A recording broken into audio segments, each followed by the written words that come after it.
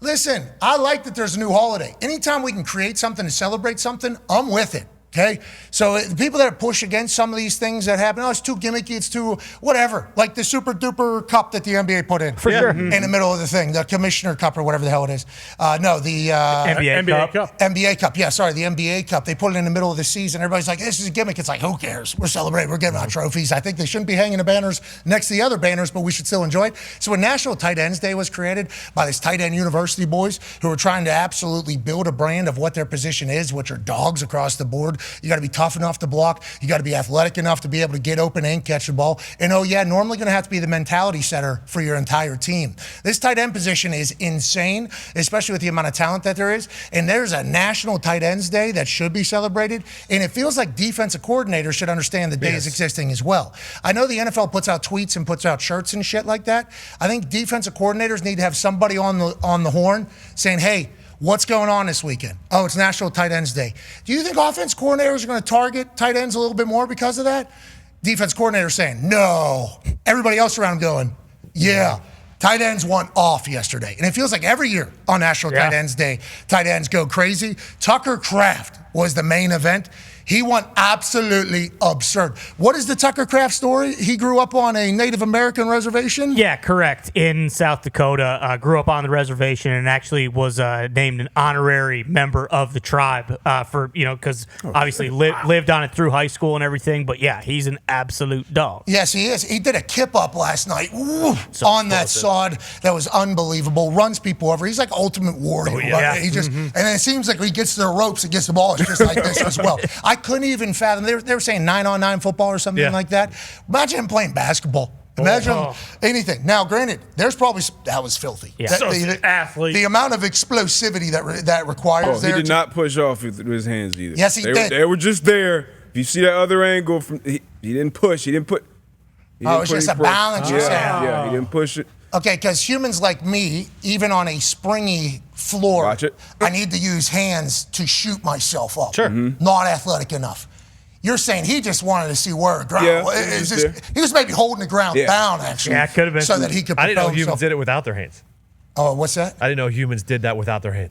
Drew McIntyre actually just, from back, no hands, just kicks himself all the way. That's makes the sense. Scottish psychopath. Well, he's actually... It's actually quite calculated, cerebral, but whatever it takes, that's an insane thing. But all these tight ends go absolutely crazy. I mean, you go through Goddard had 2 touchdowns. Then you got George Kittle, Tongs, Hunter Henry, Njoku, Harold Fannin Jr., Mason Taylor, Gunnar Helm, Charlie Collar, and then let's not even forget Tyler Warren exists. Didn't score a touchdown on National Tight Ends Day. Kind of screwed Gumpy over on a touchdown parlay. Gumpy was refusing to have a good time because Tyler Warren didn't get in the end zone early. I said, you're a part of the problem, Gumpy, not a part of the solution here. Should have cashed out whenever it was a $25 bet for $900. You decided to continue to run. That's on you. That is not on Tyler Warren. Tyler Warren's an absolute dog, as are all of these tight ends. Breece Hall throws an incredible touchdown here as we're mossing folks with Mason Taylor. But D-Butts, the position's difficult. I know nickel, obviously, the third corner in, which is now a part of basically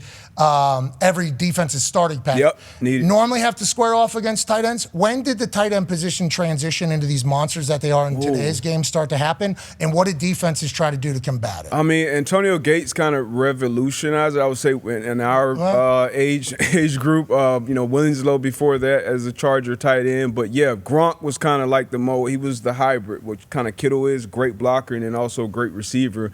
Then Travis Kelce became almost like a bonus wide receiver. But, yeah, they're a matchup problem. They're just so big. They're so athletic. And because of their range, their catch range, their radius, they're always open. Even when the DB or linebackers on them, they can just box you out and go up there and get a rebound. They are just phenomenal talents. And not to mention, on Thursday night, Rondé Gaston Jr., he balled out for the Chargers as well, which another Dolphin legend son that we could have drafted just like Mason Taylor, but that's neither here nor there. But the game ends with the Green Bay Packers getting a huge win over the Pittsburgh Steelers. Let's go to a Pittsburgh Steelers fan, one half of the Hammer, Dahn, Cowboys, AP Tone. Tone, how's life right now? Everything okay over there after a primetime loss? Yep.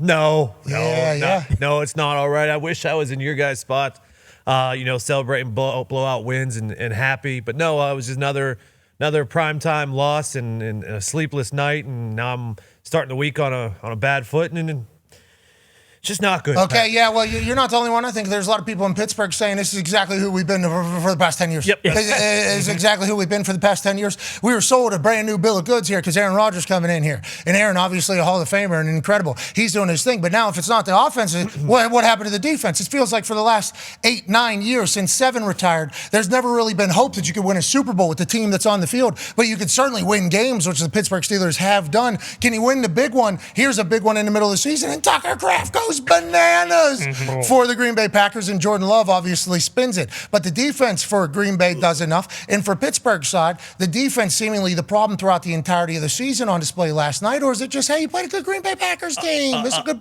team. No, I wish it was just that. I believe that's 4 games now that they've let up 30 points this season, which hasn't happened since 2003, I believe, 2004, right before we got the honor of drafting 1-7 Ben Roethlisberger. So the defense is horrendous. They basically took the same game plan as the Bengals and said, hey, we're not going to give the D-line any chance to get to the quarterback. We're going to throw short stuff, and then the Steelers don't know how to tackle. 235 yards after catch, I believe, at one point of Jordan Love's 315 yards. So a bit of insanity there. That was at one point. It ended with 244 yards after contact or catch in total versus Packers, most in any regular season game under Mike Tomlin. In its last 2 games, Joey Flacco and Jordan Love, Pittsburgh has allowed 702 passing yards with 6 touchdowns and only 2 sacks on 86 dropbacks. That's from Hembo. We appreciate the hell out of him. Let's go to 9-year NFL vet, Darius Shea Butler here. D-Butch obviously make a living in the secondary. Is that all tackling? Like, what's going on with the Pittsburgh Steelers right now? Yeah, whenever you see all that yak, it's definitely bad tackling, bad coverage, and also Jordan Love just being hot. You know, 20 straight completions on the way to throwing for 360 yards, and it wasn't a bunch of dink and dunks, screens or little short routes. Like, he was actually throwing up there, putting the balls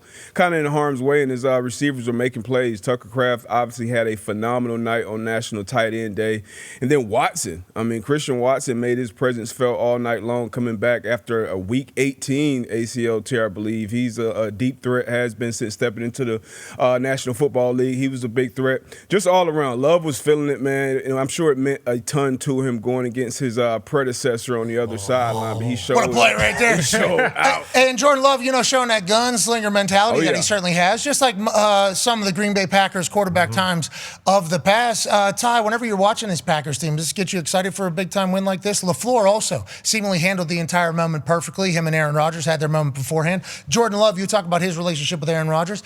Aaron said to Chris Collinsworth, I believe, that normally they text back and forth. This week they did not talk to each other. The only time they talked in pregame was at the captain's coin toss as well. Felt like they were both pretty locked in. Jordan Love needed it. Do you think? Jordan Love not that it would make or break his entire thing. That was a big one, though, I think, for Jordan Love, Kai Schmidt. Yeah, massive. Because even really, I mean, there was some chatter about him, but coming in, it was all about Rodgers playing his former team. There really wasn't that much of like, hey, Jordan Love quietly is having a very good year, and this would be a massive notch in his belt. But this is kind of like, he's been a little inconsistent, and that's what Packers fans like. They've seen glimpses of this, and that's why it's like last night for him to complete 20 consecutive passes and just take the game over.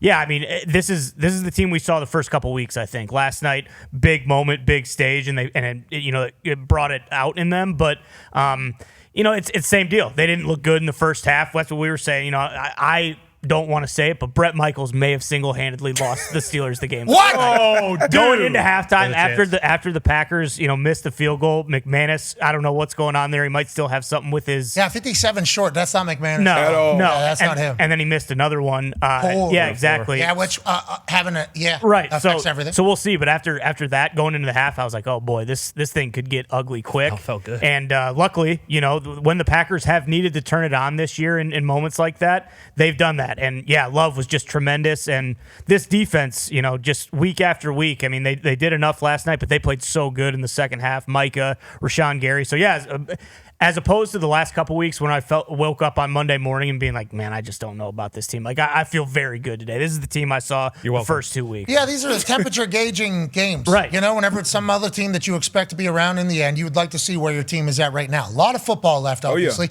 And shout out to Billy Bones, Pittsburgh Steeler diehard fan there with the video of Brett Michaels performing at halftime. Also said maybe the audio wasn't perfect, which is why you're talking about it. The Yinzers wanted to sing along with Brett. Yeah, exactly. They wanted to get after it with Brett. And maybe the echo, maybe where he was at, whatever the case, wasn't perfect for all parties in the building, would it ever be? And Brett Michaels still brought it. Oh, And yeah. I saw him twirling a terrible towel, too. He was getting after it. So I don't think it's on him like you tried to make it out to be. But it was certainly a different half in the second one.